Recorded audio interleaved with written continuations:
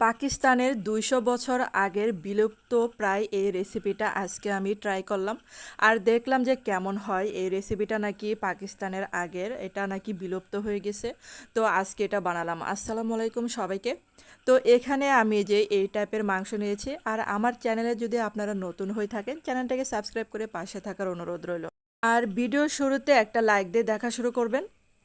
তো এখানে যে প্রেসার কুকারে আমি মাংসগুলো দিচ্ছি সিদ্ধ হওয়ার জন্য। এখানে হাফ চা চামচ করে আদা রসুন বাটা আর অল্প পরিমাণে জিরা বাটা দিয়েছিলাম। তারপর দিলাম অল্প পরিমাণে পেঁয়াজ বাটা, আর এই যে হাফ চা চামচ হলুদের গুঁড়া, তারপর এক চা চামচ লাল মরিচের গুঁড়া দিলাম, আর স্বাদ মতো লবণ দিলাম। এখন একটু পানি দিয়ে প্রেসার কুকারে সিদ্ধ হতে দিব। আর এটা যতক্ষণ না সিদ্ধ না হয় আমি ততক্ষণই প্রেসার কুকারে দিব। তো ঢাকনা খুলে আমি কিছুক্ষণ পর পর পানি দিয়েছিলাম। আর এখন একটু হাফ চা চামচের কম হবে গরম মশলা দিলাম। আর এই যে এখানে একটা মশলা তৈরি করে নিচ্ছি, এগুলো আমি একটু হালকা করে ভেজে নেব।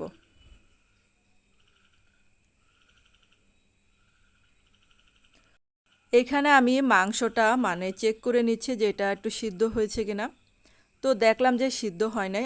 আমি একটু একটু পানি দিয়ে এটা প্রেসার কুকারে ঢাকনা দিয়ে সিদ্ধ করে নিয়েছি। তারপরে যে শিলপাটায় এরকম করে ছেঁচে নিলাম। এটা কিন্তু পোড়াটা ছেঁচে নেব না, জাস্ট অর্ধেকটা একটু ছেঁচে নিয়েছি। তো এগুলা ছেঁচা হয়ে গেছে। আর এখন এই যে মশলাটা যে আমি করে রেখেছিলাম সেটা দিয়ে দিলাম। তারপর দিলাম ধনেপাতা কুচি। আর এখানে হাফ কাপের একটু কম হবে একটু ময়দা দিয়েছি, তারপর স্বাদ মতো লবণ দিলাম। আমি কিন্তু প্রথমে লবণ দিয়েছি, তাই লবণটা একটু বুঝে শুনে দিতে হবে। আর এই উপকরণটা মাংসের গায়ে গায়ে যাতে লেগে যায় একটু চেপে চেপে দিতে হবে। আর যদি বেশি সমস্যা হয় তাহলে একটু মাংসের উপরে পানি ছিটা দিলেই ভালো করে লেগে যাবে এটা। তো সবগুলো এরকম চেপে চেপে দিতে হবে।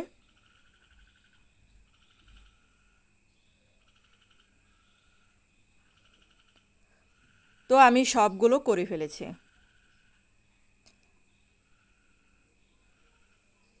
এখন হচ্ছে ভাজার পালা। তো চুলায় তেলটা গরম হতে দিয়েছি। আর এখন একে একে সবগুলো দিয়ে দেব।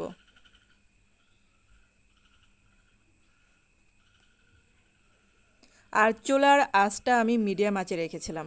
আর আমার এই ভিডিওটা যদি ফেসবুকে দেখে থাকেন তাহলে অবশ্যই একটু কষ্ট করে শেয়ার করে দেবেন। চুলার আঁচটা মিডিয়াম আঁচে রেখে আমি ভেজে নিলাম এগুলা।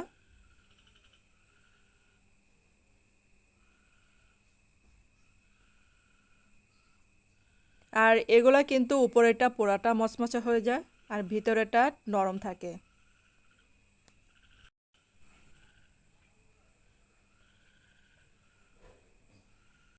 আর মাংসটা ভাজার পরে যখন একটু কমে যায় তখন সাইড দিয়ে আর কয়টা দিয়ে দিতে পারেন। এখন এই যে যেগুলা হয়ে গেছে তো আমি নামিয়ে ফেলছি।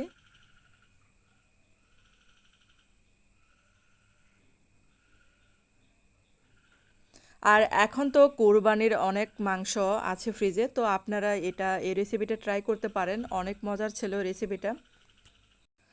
আর এগুলো যে ভাজা শেষ তো আমি একটা প্লেটে নিয়ে নিলাম। আর একটু টমেটো সস দিলাম। দেখেন এই যে এরকম হয়েছে।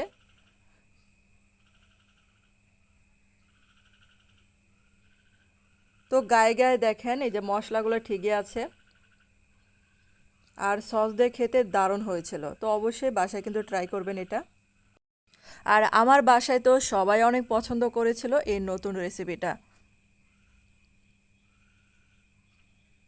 আর এই পুরাতন রেসিপিটা খেয়ে দেখলাম যে কেমন হলো। তো একটা ভেঙে দেখাচ্ছে আপনাদেরকে, দেখেন ভিতরেটা কিন্তু একদম সফট ছিল, আর উপরেটা ক্রিস্পি ছিল।